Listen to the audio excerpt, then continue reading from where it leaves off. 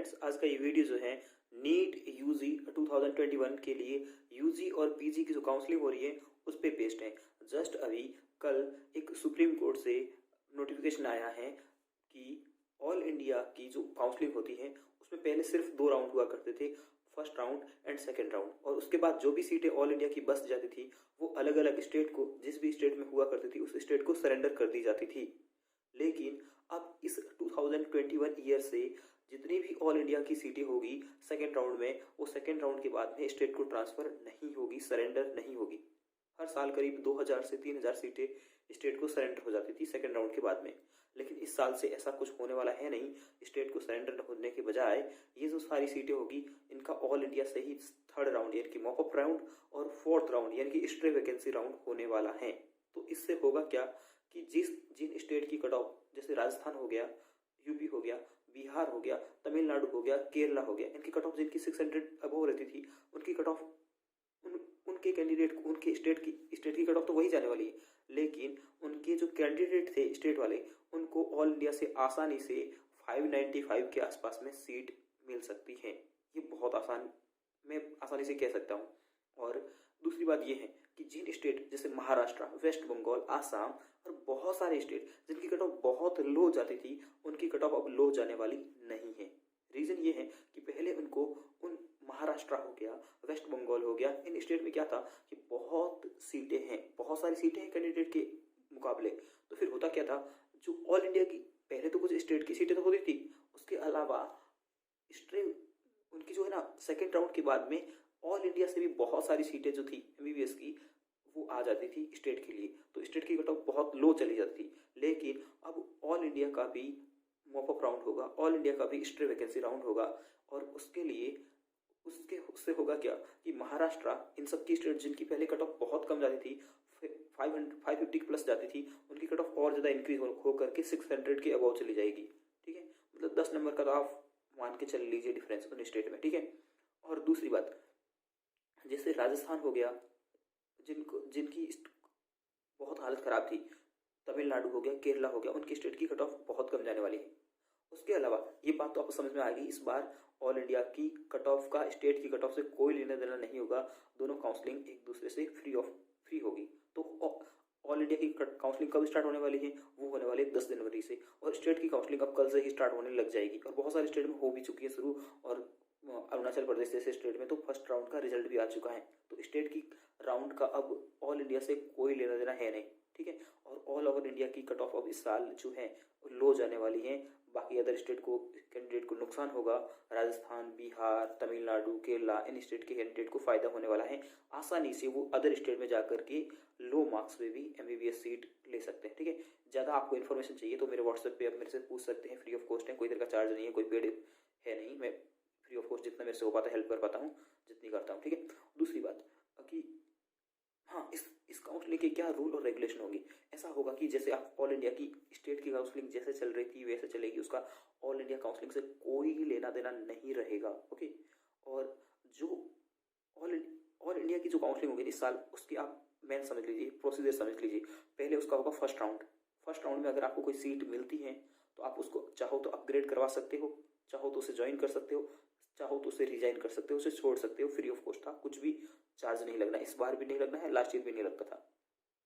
अब last year क्या होता था कि अगर आपको सेकेंड राउंड में कोई एमबीबीएस की सीट मिलती है तो आप उसको छोड़ सकते थे अपनी मर्जी से। ठीक है, और लेकिन इस बार अगर आपको ऑल इंडिया के सेकेंड राउंड में अगर आपको सीट मिल गई, अगर आप उसको छोड़ते हो तो आपको एक, मतलब लास्ट ईयर भी तो पेमेंट कुछ देना पड़ता था, लेकिन इस साल कुछ ज़्यादा अमाउंट पे करना पड़ेगा आपको वो सीट छोड़ने के लिए। अगर आपको ऑल इंडिया के सेकेंड राउंड से सीट मिलती है और आप वो छोड़ना चाहो तो आपको पैसा देना पड़ेगा छोड़ने के लिए।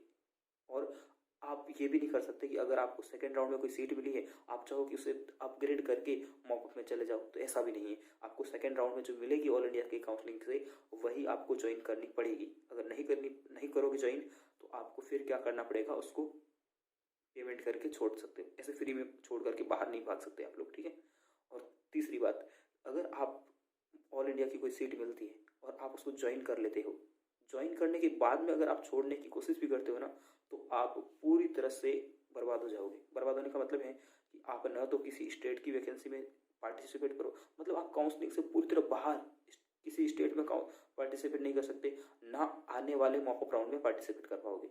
लेकिन अगर आप मान लीजिए ऑल इंडिया के सेकेंड राउंड में आपको अगर कोई सीट मिलती है, आप उसको प्योरली छोड़ कर पैसे देकर के छोड़ देते हो उस सीट को, और तो आप मॉकअप राउंड में फिर से फ्रेश रजिस्ट्रेशन करके वापस से ऑल इंडिया की काउंसलिंग में जा सकते हो। इस बार ये मैं श्योरली कह सकता हूँ कि जिसकी भी rank all India rank general 25,000 तक है, उसको ऑल इंडिया स्टेट कहीं ना कहीं किसी न किसी स्टेट में ऑल इंडिया से MBBS सीट मिल जाएगी। ओके, और ज़्यादा इन्फॉर्मेशन के लिए आप आराम से हमारे चैनल को भी फॉलो कर सकते हैं, टेलीग्राम चैनल को भी और यूट्यूब चैनल को भी। और इसमें मैं जो आज कोर्ट की जो पूरा था इन्फॉर्मेशन बुलेटिन, उसका मैंने PDF डाल दिया है, इस वीडियो के डिस्क्रिप्शन में भी मिल जाएगा, आप टेलीग्राम में भी मिल जाएगा। उसमें यही पॉइंट जो लिखे थे, मैं जो बोला हूँ वही सारे पॉइंट लिखे हुए थे। ओके, और एक बात और, हाँ, पहले ऐसा होता था कि आपने फर्स्ट राउंड में पार्टिसिपेट नहीं किया तो आप सेकेंड राउंड में डायरेक्ट जा सकते थे, ठीक है।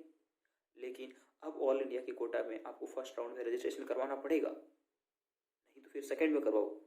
अगर सेकेंड में नहीं करवाया तो आप मॉपअप या फिर स्ट्रे वैकेंसी राउंड के थ्रू ऑल इंडिया में पार्टिसिपेट नहीं कर सकते, बीच में से जंप नहीं लगा सकते।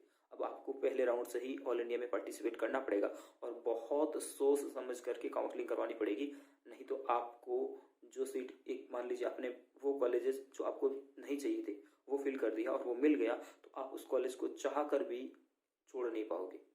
और अगर छोड़ दिया, मान लीजिए सेकेंड राउंड में मिला कॉलेज और आपने ज्वाइन करने के बाद में छोड़ दिया, तो आप कहीं के नहीं रहोगे, आपको नीट 2022 वापस देना पड़ सकता है। क्योंकि वहाँ से अगर आपने कॉलेज ज्वाइन करने के बाद में छोड़ने की कोशिश की या छोड़ना चाहा, तो आपको पूरी तरह से स्टेट की जो काउंसलिंग होती है उससे प्लस ऑल इंडिया की जो काउंसलिंग होती है, दोनों काउंसलिंग से आपको बाहर कर दिया जाएगा।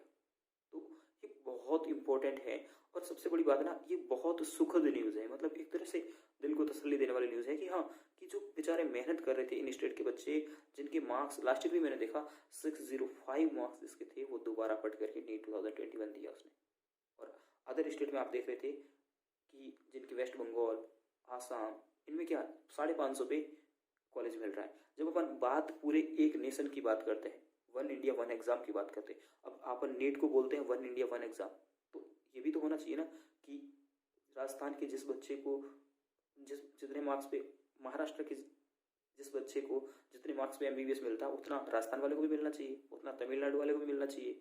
तो वन इंडिया वन एग्जाम का सपना तभी साकार होगा जब इस टाइप के कदम उठाए जाएंगे। हो सकता है आप मेरे कसम, मतलब ये मेरा जो स्टेटमेंट है उससे सहमत नहीं होंगे, क्योंकि आप हो सकता है कहीं अदर स्टेट से हो और उस स्टेट में भारी लॉस होने वाला हो, लेकिन एक नीट से जो इक्वलिटी की बातें की गई थी कि वन इंडिया वन एग्जाम होगा ये, तो वन इंडिया वन एग्जाम अभी होने ही जा रहा, मतलब वो सपना एक तरह से साकार होने जा रहा है। क्योंकि काउंसलिंग में आपको इस बार कट ऑफ में बहुत चेंजेस देखने मिलेंगे और बहुत ही प्रोडक्शन देखने को मिलेगा, ठीक है। आप किसी ट्रस्टेड काउंसलर की हेल्प ले सकते हो जो पेड नहीं हो, फ्री हो, ठीक है।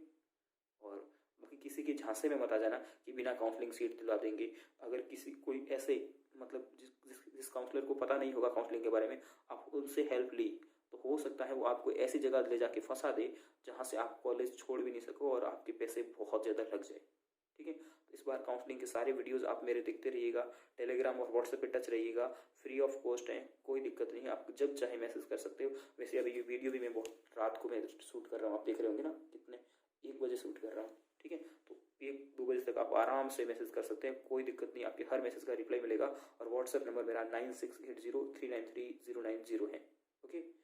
और best of luck for your counselling. और काउंसलिंग अभी स्टेट की तो स्टार्ट होने ही वाली है, क्योंकि ये जो पिटिशन थी इसी का वेट था। और ऑल इंडिया की जो काउंसलिंग है वो 9 जनवरी को एक 27% रिजर्वेशन OBC और 10% रिजर्वेशन EWS वाला जो आने वाला है रूल, उसमें जो भी हियरिंग, जो भी सुप्रीम कोर्ट का फैसला होगा, उसके बाद में ऑल इंडिया की काउंसलिंग MCC स्टार्ट कर देगा और वहीं से अपने को शुरू कर देना है। और जो लोग नीट 2022 की प्रिपरेशन कर रहे हैं, मेरे चैनल पे कल से आपको एक सीरीज देखने को मिलेगी वीडियो लेक्चर्स की। पहले से भी मैं क्वेश्चन प्रैक्टिस को करवा ही रहा हूँ बहुत एकदम कोटा के ट्रिक्स पे, और अभी मैं आप जो यूनिट एंड डायमेंशन है उसी चैप्टर से मैं स्टार्ट कर रहा हूँ। जितने चैप्टर हो पाएंगे मैं आपको शॉर्ट ट्रिक्स पे और फटाफट, और क्वेश्चन प्रैक्टिस मेरा काम यही रहेगा, कंसेप्ट बताओ और सीधे क्वेश्चन प्रैक्टिस पे ले जाओ। बहुत सारे पर चैप्टर 100+ क्वेश्चन प्रैक्टिस करवाना मेरा टारगेट है, ताकि आप भी 100 क्वेश्चन प्रैक्टिस करो, सो कम से कम 250+ क्वेश्चन आपके पर चैप्टर हो जाने चाहिए ताकि आपका चैप्टर स्ट्रांग बने फिजिक्स। ठीक है, थैंक यू सो मच। और आप नए हो तो चैनल को जरूर सब्सक्राइब कीजिएगा। Thank you.